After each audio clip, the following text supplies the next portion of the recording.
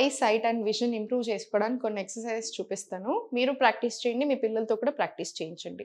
First right and left చూడడం చాలా స్లోగా.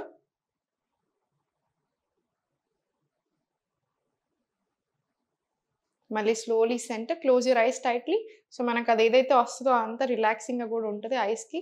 మళ్ళీ రిలాక్స్. మళ్ళీ సేమ్ ఓపెన్.